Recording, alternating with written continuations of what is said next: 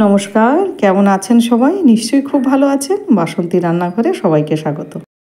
রেস্টুরেন্টে গিয়ে কিন্তু পছন্দের তালিকায় আমরা এই মিক্সড ফ্রাইড রাইসটাই রেখে থাকি।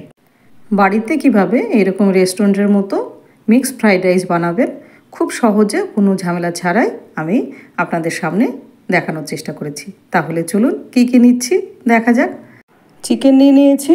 চিকেনের ছোট ছোট পিস করে তাতে 1 চামচ গোলমরিচ, 1 চামচ জিঞ্জার গার্লিক পেস্ট এবং 1 চামচ ডার্ক সয়া সস দিয়ে মিশিয়ে নেব, ভালো করে মেখে নেব। এবং অপর একটি পাত্রে নিয়েছি, এখানে চিংড়ি মাছ আছে মাঝারি সাইজের, 1 চামচ গোলমরিচ এবং জিঞ্জার গার্লিক পেস্ট 1/2 চামচ। এখানে আর ডার্ক সয়া সস ব্যবহার করব না। দুটোই মাখানো হয়ে গেছে।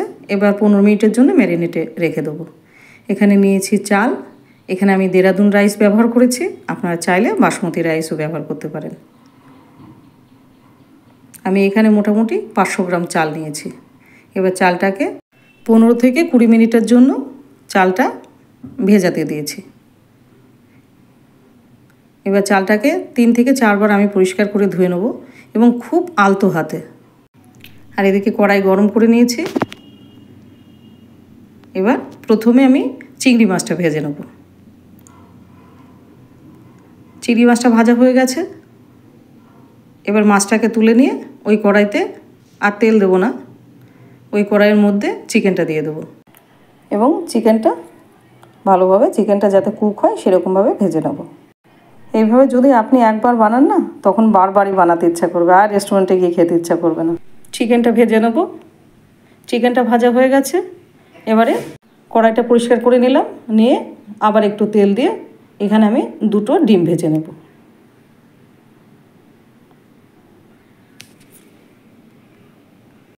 এখানে একটু বলে রাখি, ডিমটা যখনই ভাজবেন গ্যাসের ফ্লেমটা কিন্তু কোনো অবস্থাতেই লো করবেন না।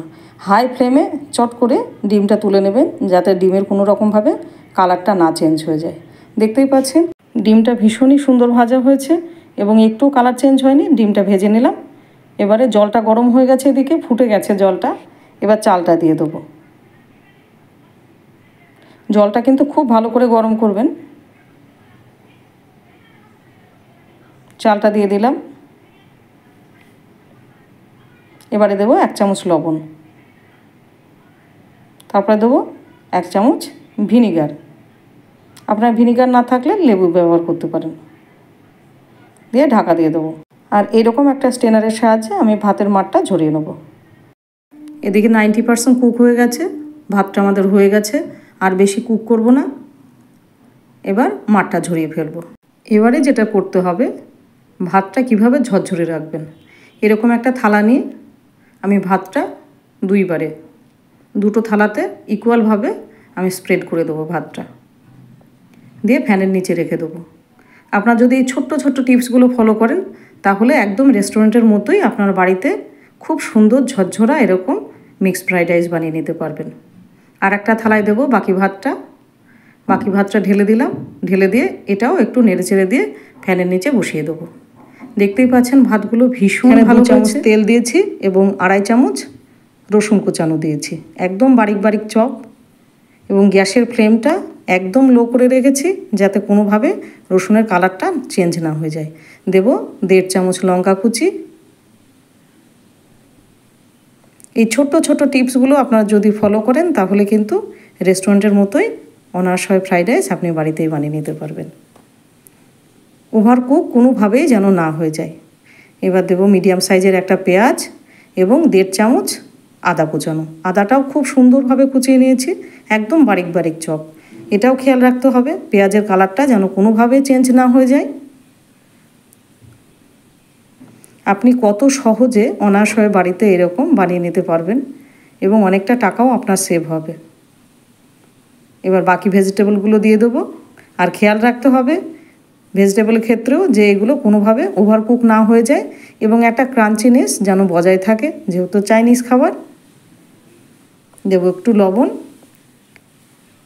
এবং কালারটাও যেন সবুজই থাকে, তাহলে রাইসটা কিন্তু দেখতে ভালো লাগবে। এটা আর ভাজবো না। এবার দিয়ে দেবো চালটা।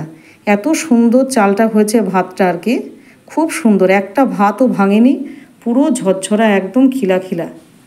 এবার বাকি জিনিসগুলো দিয়ে দেবো। এখানে চিংড়ি মাছ আর মাংসটা দিয়ে দিলাম। আর নাড়তে হবে এখানে খুব সাবধানে, আলতো হাতে আস্তে আস্তে কিন্তু নাড়বেন, না হলে কিন্তু ভাতগুলো কেটে যাওয়ার সম্ভাবনা আছে। নাড়াটা খুব সাবধানে করতে হবে। দেখতেই পাচ্ছেন, আর দেখেই মন ভরে যাচ্ছে একদম, খাওয়া তো অনেক দূরের কথা। আর এত সুন্দর ভাতগুলো খিলা খিলা হয়েছে। দিলাম একটু ধনেপাতা। আমার ঘরে পেঁয়াজ পাতা নেই, আপনার পেঁয়াজ পাতা থাকলে দিয়ে দেবেন। দিলাম 1 চামচ গোলমরিচের গুঁড়ো। এবার দিয়ে আলতো হাতে আবার নেড়ে নেব। এত সুন্দর লাগছে, একদম পারফেক্ট, একটা চাল ভাঙেনি, পুরো ঝরঝরা, দেখেই মন ভরে যাচ্ছে। দেব অল্প একটুখানি চিনি, দেব ডিমগুলো, এবারে দেব 2 চামচ ডার্ক সয়া সস, দিয়ে আবার আলতো করে ভাতটা নেড়ে নেব।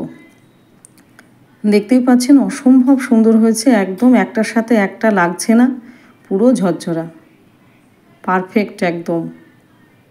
আমার ঘরে পেঁয়াজ পাতাটা নেই, আপনাদের যদি ঘরে থাকে পেঁয়াজ পাতা তাহলে অবশ্যই দিয়ে দেবেন। তাহলে রেডি হয়ে গেল একদম ঝরঝরা খিলা খিলা super duper tasty tasty mixed fried rice. আর রেস্টুরেন্টে আর যেতে হবে না, আপনি এত সুন্দর এরকম ঝরঝরা দেখতেই পাচ্ছেন ভাতগুলো কীরকম হয়েছে।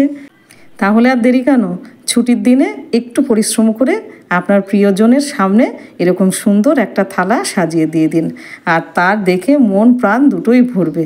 তাহলে কেমন লাগলো রেসিপিটা? নিশ্চয়ই ভালো লেগেছে। আর যদি ভালো লেগে থাকে অবশ্যই আমার পাশে থাকবেন। আর যদি ভালো লাগে তাহলে একটা লাইক কমেন্ট শেয়ার কিন্তু চাই আপনাদের কাছে, এটুকু আমার আবদার।